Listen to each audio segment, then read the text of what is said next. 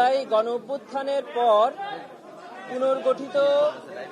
পুনর্গঠিত আন্তর্জাতিক অপরাধ ট্রাইব্যুনাল ২ এর প্রথম রায় অনুষ্ঠিত হয়েছে।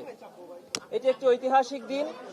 আপনারা জানেন যে জুলাই গণঅভ্যুত্থান চলাকালে যে নৃশংস ঘটনা ৫ই আগস্ট আশুলিয়া এলাকাতে ঘটেছিল, আমরা এর আগেও বলেছি যে এটা পৃথিবীর নৃশংস ঘটনার মধ্যে অন্যতম।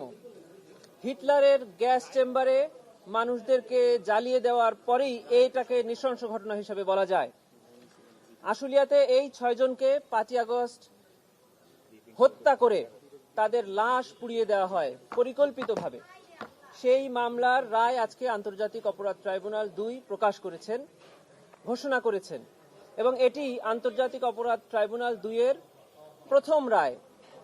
এই রায়ে ৬ জনকে মৃত্যুদণ্ড প্রদান করা হয়েছে এবং ৭ জনকে যাবজ্জীবন কারাদণ্ড প্রদান করা হয়েছে এবং ২ জনকে ৭ বছরের সশ্রম কারাদণ্ড প্রদান করা হয়েছে এবং ১ জনকে, যিনি অ্যাপ্রুভার হয়েছিলেন, তাকে ক্ষমা করে দেওয়া হয়েছে।